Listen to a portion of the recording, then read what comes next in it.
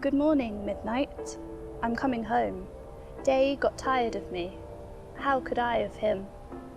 Sunshine was a sweet place. I liked to stay. But morn didn't want me now. So good night, day.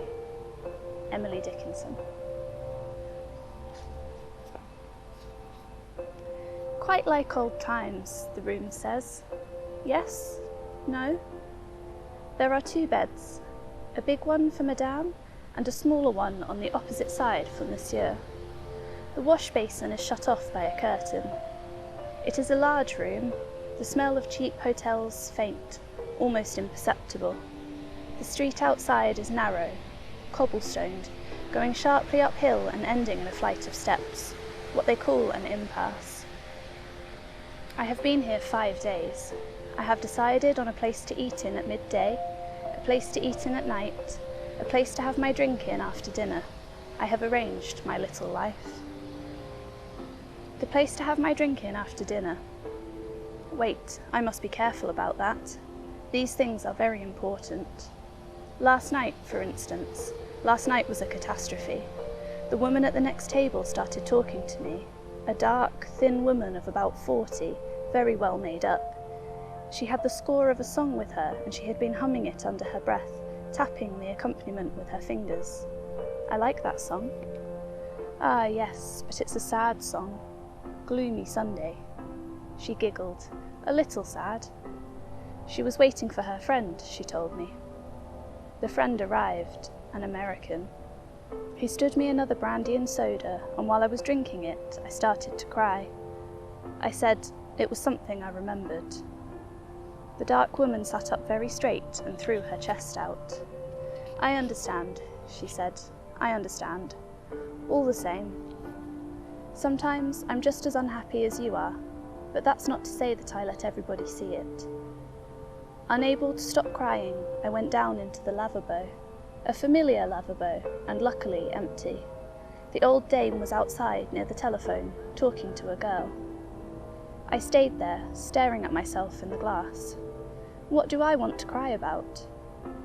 On the contrary, it's when I am quite sane, like this, when I have had a couple of extra drinks and am quite sane, that I realise how lucky I am. Saved, rescued, fished up, half drowned out of the deep, dark river, dry clothes, hair shampooed and set. Nobody would know I had ever been in it, except, of course, that there always remains something. Yes, there always remains something. Never mind. Here I am, sane and dry, with my place to hide in. What more do I want? I'm a bit of an automaton, but sane, surely. Dry, cold, and sane.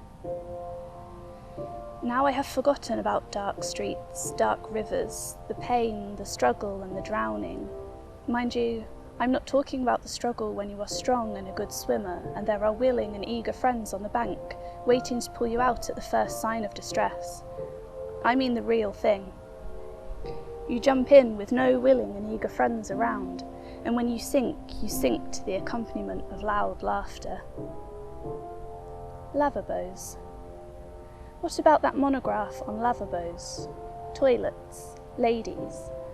A London lavabo in black and white marble, 15 women in a queue, each clutching her penny, not one bold spirit daring to dash out of her turn past the stern-faced attendant. That's what I call discipline.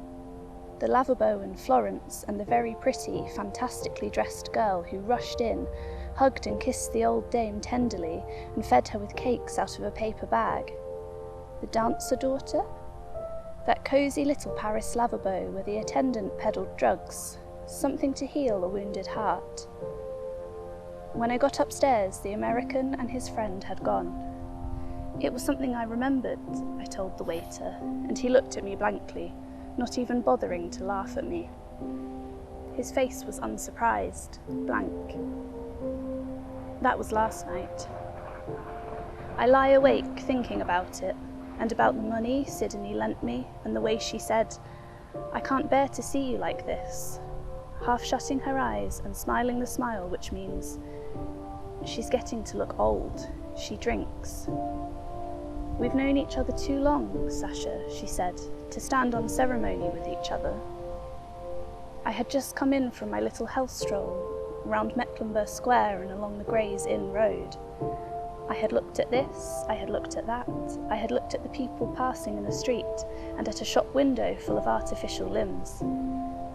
I came in to somebody who said, "I can't bear to see you looking like this." "Like what?" I said. "I think you need a change." "Why don't you go back to Paris for a bit? You could get yourself some new clothes. You certainly need them. I'll lend you the money," she said. "I'll be over there next week and I could find a room for you if you like," etc., etc. I had not seen this woman for months, and then she swooped down on me. Well, here I am. When you've been made very cold and very sane, you've also been made very passive. Why worry? Why worry? I can't sleep, rolling from side to side. Was it in 1923 or 1924 that we lived round the corner? In the Rue Victor Cousin, and Enno bought me that Cossack cap and the imitation Astrakhan coat. It was then that I started calling myself Sasha. I thought it might change my luck if I changed my name. Did it bring me any luck, I wonder, calling myself Sasha? Was it in 1926 or 1927? I put the light on, the bottle of Evian on the bed table, the tube of luminol, the 2 books, the clock ticking on the ledge, the red curtains. I can see Sydney carefully looking round for a hotel just like this one. She imagines that it's my atmosphere. God, it's an insult when you come to think about it.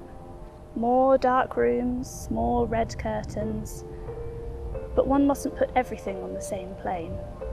That's her great phrase. And one mustn't put everybody on the same plane either. Of course not. And this is my plane. Quatrième à gauche. And mind you don't trip over the hole in the carpet. That's me. There are some black specks on the wall. I stare at them, certain they are moving. Well, I ought to be able to ignore a few bugs by this time. Il ne faut pas mettre tout sur le même plan. I get up and look closely. Only splashes of dirt. It's not the time of year for bugs, anyway.